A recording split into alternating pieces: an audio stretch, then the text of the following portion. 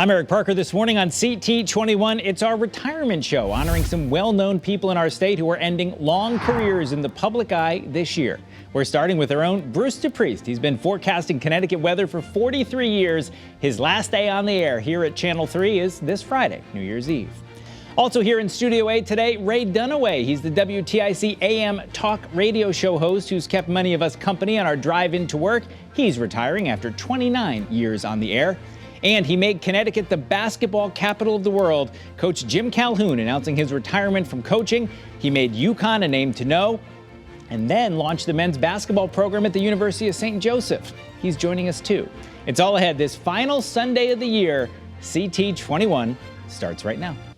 From Channel 3, this is Connecticut's most watched current affairs program, CT21, with Eric Parker. Sponsored by Hartford Healthcare. Good morning. It is a big week for Bruce DePrest. His last day working at Channel 3 is this Friday. He's had a long run, as you know, forecasting weather in Connecticut.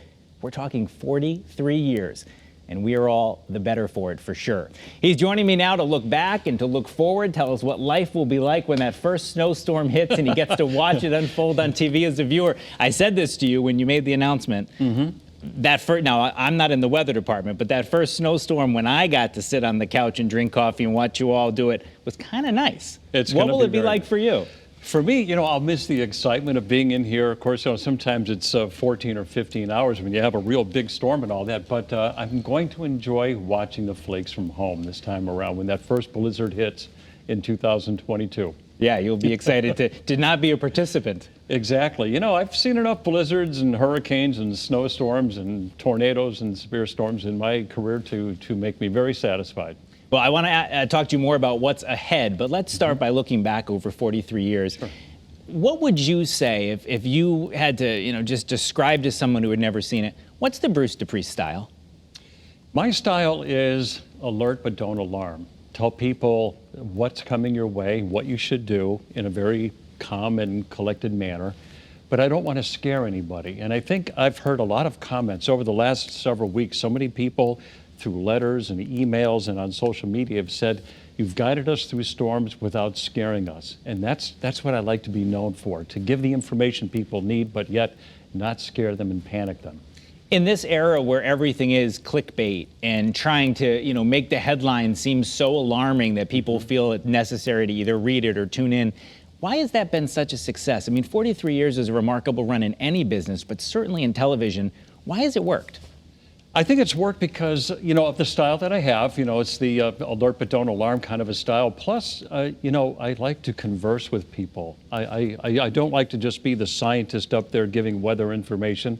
I like to say, hey, this is how the weather affected my life, or I was out in the garden doing the things that you do as well. And just being a human being on the air and relating to people as people and not necessarily a science. I think the wonderful thing that we do is that we take the complicated science of weather and then humanize it. Just let people know how it's going to affect them. And that's been a learning experience all along the way, how to communicate the weather so that people can plan their lives around it, especially when it gets bad. I think, you know better than anyone probably how much TV and the media has changed over the last 4 decades. But when I talk about that with people, I say one of the things that will never go away is that live forecast. Big weather, we call it here. Right. When you walk up to the chroma key, you stand in front of the maps, you give the forecast. There's still something about that connection between the viewer and the meteorologist they trust. Do you think that'll go on forever? I think it will go on forever. I really do. People can get weather information everywhere. But from what people have told me is that, Bruce, we can tell how serious it is by the tone in your voice. We can hear if it's really serious or not just by the way I'm portraying the information. I always think there will be that human factor. Even though people can read the forecast on their phone or on their computer, there's always that element that they want to hear it from somebody that they can trust. Now, you mentioned being a scientist, and of course, you're a scientist first. I want to play you a clip from a story you did a long time ago that you said was one of the coolest you've done here. Let's take a look at this. Okay. The Erica team investigated 8 Atlantic storms this winter at a cost of $8 million. The workhorse throughout the entire project were these 4-engine turboprops, also used to investigate hurricanes. Channel 3 was involved in the first mission in December, And the last mission just yesterday, a flight into Winter Storm Fred off the mid-Atlantic coast.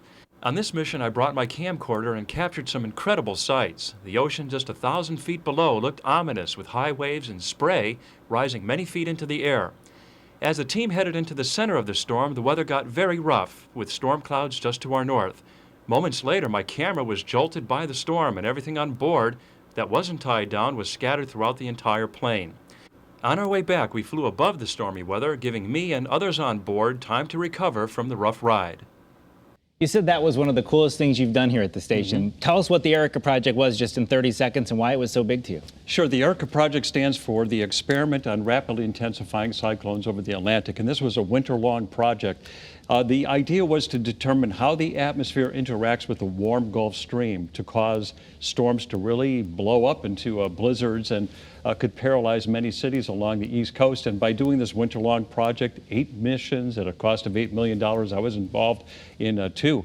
Hopefully the science of forecasting these snowstorms that could really paralyze the state of Connecticut is better because of the Erica Project. And to actually go out there and fly in those storms give you a different perspective on it, I bet. Yes, it did. I was able to participate as a scientist. We launched weather equipment down from the plane toward the ocean. It was sending atmospheric data back. We were plotting it, trying to find the warm front, the cold front, the center of the storm. So it was really cool being able to participate as a scientist and also getting a 4-part series out of it. Yeah, absolutely. What was you think the biggest weather event you covered in your career? The biggest weather event, I would have to say, there's so many. Winter Storm Alfred, of course, one that canceled Halloween back in the surprise fall snowstorm. Yep. Blizzard Here's Charlotte. winter.